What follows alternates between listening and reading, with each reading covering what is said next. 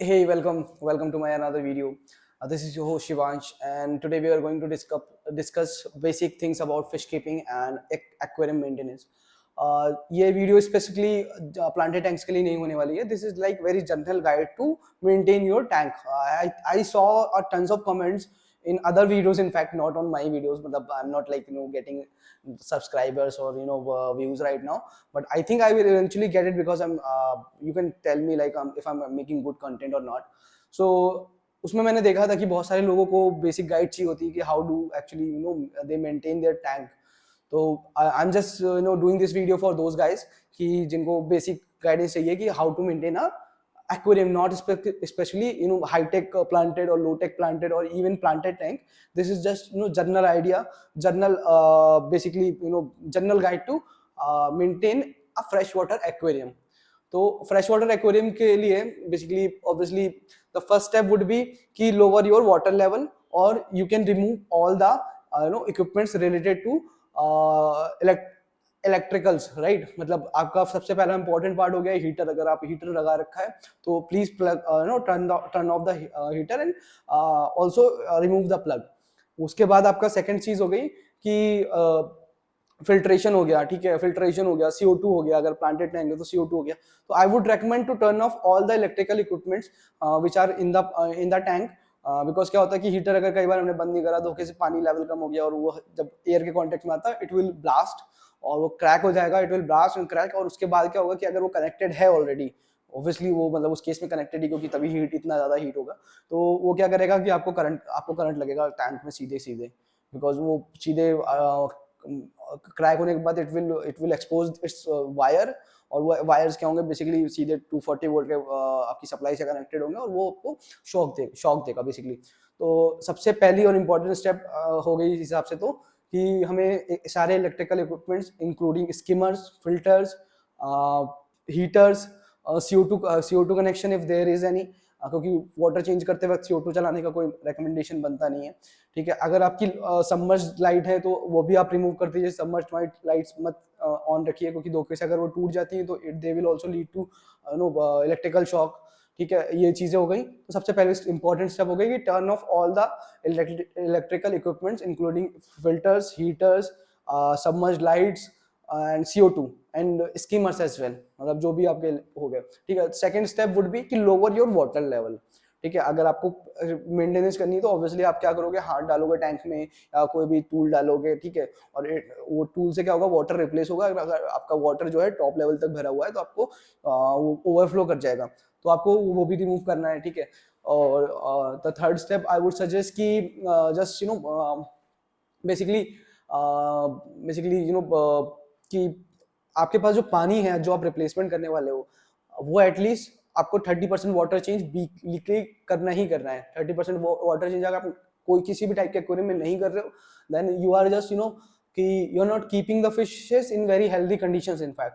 तो वो आपको 30% मिनिमल वाटर चेंज की रिक्वायरमेंट है. आप 30% वाटर चेंज करिए.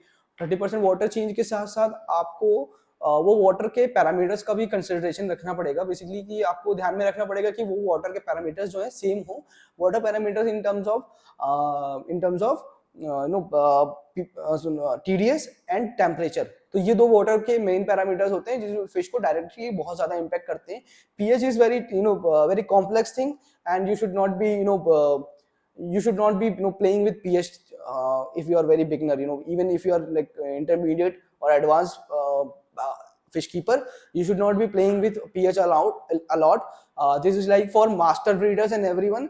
हमारे लिए pH से कभी नहीं खेलना चाहिए. तो थर्ड स्टेप वुड बी कि आपको पानी जो है वो रेडी रखना है 30% वाटर चेंज के लिए. फॉर एग्जांपल 30% वाटर चेंज मतलब कि अगर आपका टैंक 100 लीटर का है तो आपके पास 30 लीटर पानी पहले से रेडी होना चाहिए, which should be at the same temperature as your fish tank water, and the TDS should be same as your fish tank. मतलब it should be similar, not exactly same, but it should be similar. Like अगर आपको पानी का fish aquarium water का TDS 100 है, 150 है, 200 है, तो it should be very similar, like 250, 300 चलेगा. But it does not have a very drastic difference, like very huge difference in between. कि नहीं भाई 300 का TDS है, हमने सीधे 800 का TDS मिक्स कर रहे हैं, 1000 का TDS मिक्स कर रहे हैं पानी का, तो वो इवेंचुअली क्या होगा, इट विल गिव शॉक. ठीक है। वाटर टेम्परेचर का डिफरेंस भी should not be more than 1 degree Celsius. 1 degree is acceptable. वो क्या होगा, मिक्स करेगा तो it will eventually cut down to 0.3 0.5 degree Celsius. तो that is what fishes can handle, इतना टेम्परेचर हैंडल कर सकती हैं। Even fishes can handle like 1 degree Celsius temperature. Some fishes can handle 1 degree Celsius change in temperature per hour के हिसाब से। अगर उनका आप टेम्परेचर 1 डिग्री पर उससे भी चेंज करो तो वो they can handle. But some fishes are very sensitive, so you have to like go through all these things कि भाई आपके पास जो फिशेस है अगर वो बहुत लाइक एक्सोटिक फिश है, you should be considering all the facts कि भाई वाटर टेम्परेचर एंड टीडीएस। तो हमारी तीसरी स्टेप हो गई कि पानी रेडी होना चाहिए। पानी हमारा जो है बेसिकली सेम पैरामीटर्स का होना चाहिए, same parameters in terms of कि TDS and temperature. This is the third thing. Fourth thing would be कि आपने वाटर लेवल कम करा, now you want to clean it. ठीक है, you can use multiple equipments to clean it. ठीक है, multiple equipments हो गए, उसमें से एल्गी स्क्रैपर हो गया, अपना ब्रश हो गया, अपना स्पंज हो गया, अपना रेजर स्क्रैपर हो गया। ठीक है, ये सारी चीजें, ये सारे टूल्स आप यूज कर सकते हो। मैं भी यूज करता हूँ। मैं मोस्टली कॉर्नर्स के लिए, अगर या कोई मोल्डेड एक्वेरियम है, कर्व्ड एक्वेरियम है, तो उसके लिए मैं क्या करता हूँ, कॉर्नर्स क्लीन करने के लिए टूथ ब्रश यूज कर लेता हूँ। ठीक है, होजेस क्लीन करने के लिए आपके पास स्प्रिंग ब्रश होना चाहिए, तो वो होजेस भी क्लीन कर सकते हो आप उसकी हेल्प से। ठीक है, और आपको, हाँ, आप अगर आपका प्लांटेड टैंक है तो आपको क्या करना पड़ेगा, आपको अपना CO2 का डिफ्यूजर भी क्लीन करना पड़ेगा। तो उसके लिए आप, आई वुड सजेस्ट कि go with H2O2। Hydrogen peroxide बहुत बहुत अच्छा क्लीनर है, मतलब मैं हमेशा यूज करता हूँ वही। तो उसमें बेसिकली क्या होता है, वो सारी एलजी किल कर देता है। वो सारे मतलब ऊपर से उसकी जो बायोफिल्म की लेयर होती है वो भी हटा देता है, एलजी की लेयर होती है वो भी हटा देता है। तो मैं हाइड्रोजन पेरोक्साइड यूज करता हूँ, आपको भी सेम यूज कर सकते हो। बट बी केयरफुल, इसमें कोई भी हाइड्रोजन पेरोक्साइड में कोई भी फिश टच नहीं होनी चाहिए, कोई भी प्लांट टच नहीं होना चाहिए, बिकॉज वो बहुत खतरनाक ऑक्सीडाइजेशन करता है चीजों का, और वो आपकी फिश को भी मार देगा इमीडिएटली अगर वो पानी में मतलब ज्यादा क्वांटिटी में चला गया। बट बहुत इमीडिएटली रिएक्ट करता है वो पानी में, तो इतना ज्यादा इम्पैक्ट नहीं करेगा। अगर कोई सेंसिटिव फिश डायरेक्ट कांटेक्ट में आ गई तो it will immediately get killed. ठीक है, प्लांट्स भी बहुत जल्दी मर जाते हैं। अगर आप उसको डायरेक्ट किसी प्लांट पे पोर करोगे एलजी मारने के लिए, तो वो भी, उससे प्लांट्स भी मर जाएंगे। तो दिस इज फोर्थ स्टेप। आपको बेसिकली क्या करना है, आपको अपना पूरा ग्लास क्लीन करना है। आपको वाटर लेवल आपने ऑलरेडी कम कर दिया, राइट, मतलब आपने 10% वाटर गिरा दिया, आपने क्लीनिंग स्टार्ट कर दिए, और आप क्या कर रहे हो, सारी चीजें क्लीन कर रहे हो। The fourth step would be to clean up, the fifth step would be to clean your filter। तो फिल्टर क्लीन करने का बहुत इजी मेथड है। ठीक है, आप क्या करो, आप पानी जो क्लीन कर रहे हो, आपने जो वाटर लेवल कम करा है, डोंट थ्रो इट अवे। ठीक है, उस पानी को आपने बाल्टी में भर लिया। आप क्या करोगे, अपने सारे फिश के मतलब जितने भी फिल्टर मीडिया है, mechanical filter media, biological filter media, आप क्या करोगे, उसमें धोगे। और फिल्टर मीडिया को भी हमने इतना थ्रोली नहीं धोना है, हमको इतना धोना है कि उसमें से 90% जो रेसिड्यू है, जो भी पूप कलेक्ट हुई है, जो भी गंदगी कलेक्ट हुई है, सेडिमेंट्स कलेक्ट हुए हैं, वो सारे हमने साफ कर देने। और 90 to 95%, ठीक है, और 5 to 10% हमें उसमें छोड़ देना है। ऐसा नहीं है कि उसको एकदम थ्रोली क्लीन कर दिया fish. Just keep this in mind. अगर आप म्युनिसिपल कॉर्पोरेशन का पानी आपके पास आता है, सप्लाई आती है, तो it has chlorine in it. और वो क्लोरीन से क्या होगा बेसिकली, कि आपके जितने भी, अगर आप डायरेक्ट टैप वाटर से, रनिंग टैप वाटर से धो देते हो बायोलॉजिकल मीडिया, मैकेनिकल मीडिया, ठीक है, तो उससे क्या होगा, आपका जो जितना भी नाइट्रोजन साइकिल के लिए बैक्टीरिया, बेनिफिशियल बैक्टीरिया फिल्ट्रेशन में रहता है, वो सबका सब मर जाएगा इमीडिएटली, और आपका पूरा साइकिल करा हुआ टैंक बेकार हो जाएगा। तो कीप दिस इन माइंड कि use always tank water to clean your filter or sponges, no matter what kind of filter you are using, either it be a sponge filter या आप मतलब basically hang on bag use कर रहे हो, या आप canister filter use कर रहे हो। ठीक है, आप कोई भी, या फिर आप एयर फिल्टर बेसिकली वो जो एरिएशन के थ्रू स्पंज फिल्टर यूज करते हैं, आप वो यूज कर रहे हो। ठीक है, पावर हेड यूज कर रहे हो, ओवर हेड फिल्टर यूज कर रहे हो, सब यूज कर रहे हो, किसी भी चीज के लिए आपको बेसिकली ये चीज ध्यान में रखनी पड़ेगी कि आप फिल्टर मीडिया को कभी भी डायरेक्ट, अगर आप धो भी देते हो, मतलब आप चाहते हो कि आप धोना चाहते हो, तो just keep in mind you should have a bottle of beneficial bacteria, nitrification bacteria in hand, कि आप उसको रिप्लेस कर सको इमीडिएटली। आप more than sufficient amount of bacteria provide कर सको फिल्टर को, so that the cycle continues itself, and basically वो पूरा प्रोसेस जो है वो कंटिन्यू रहता है।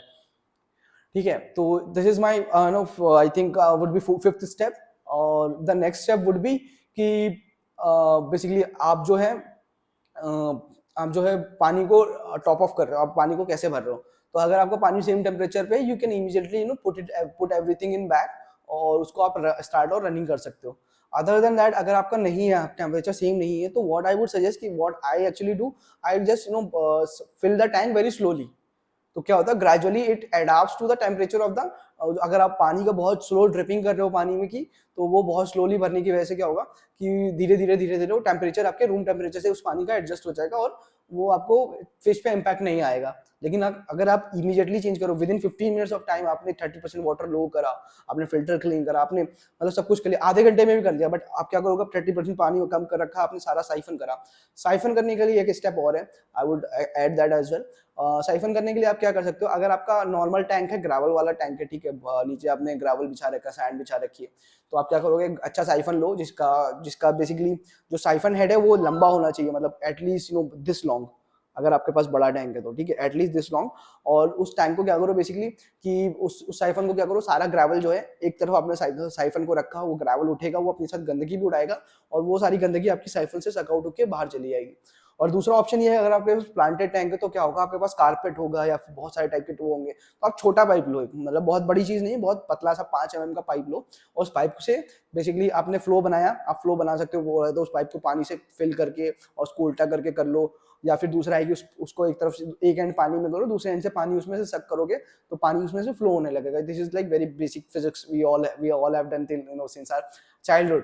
तो वो आप कर सकते हो। और उसके बाद क्या करोगे, आप उसको पानी को हमने क्या करा, साइफन को धीरे धीरे धीरे, मतलब जो पाइप यूज कर रहे हैं उस पाइप को हमने धीरे धीरे कारपेट के आसपास, प्लांट्स के आसपास, रॉक्स के आसपास आपको ध्यान से उसको क्लीन करना है। अगर रॉक्स के आसपास, रॉक्स के नीचे सेडिमेंटेशन हो रहा है, बहुत ज्यादा गंदगी जमा हो रही है, तो it will eventually lead to a spike, ammonia spike. It will eventually lead to methane bubbles as well. सड़ती हुई चीजों से मीथेन निकलती, we all know that, March gas है वो। तो क्या होगा, गंदगी बहुत ज्यादा एक्युमुलेट हो गई वहां आसपास, और बेसिकली क्या हो रहा है कि वो एक पीक स्पॉट बन जाएगा एक टाइम पर, और वहां पे मीथेन के बबल्स बनेंगे, और वो बबल्स के मतलब जो भी आसपास आएगा उस बबल के, तो उसको पॉइजनिंग हो जाएगी, गैस पॉइजनिंग हो जाएगी। तो आई वुड सजेस्ट कि आप आसपास के जो भी आपका बेसिकली हार्डस्केप है उसके आसपास आप बहुत अच्छे से क्लीनिंग करो। This cleaning you can do in like 1 to 2 with in like 1 to 2 months of period. और अगर आप नहीं कर रहे हो, आप रेगुलर कर रहे हो तो बहुत अच्छा है वो, मतलब रेगुलर कर रहे हो तो आपको वो 1-2 महीने में इकट्ठा जो मेहनत करनी है वो आपको मतलब हर हफ्ते थोड़ी थोड़ी करनी पड़ेगी। तो आई थिंक वो ज्यादा टाइम सेविंग होगा rather than going for a 2 month and वो उसको 1-2 घंटे कंटिन्यूसली करने से। और also this is like very good for your fish tank. तो this is my like I think all the tips for cleaning your tank. और अगर आपको और भी टिप्स चाहिए रहेंगी तो please subscribe to my channel, do share, do like this video if you like my content. और अगर आपको और कुछ भी चाहिए तो प्लीज कमेंट करो। इस वीडियो में मैंने बेसिक स्टेप्स कवर करी हैं for cleaning very simple aquarium. I will do a thorough video for planted tank as well और semi planted tank as well, और या फिर डिस्कस टैंक के लिए भी, if you want me to please do comment about that.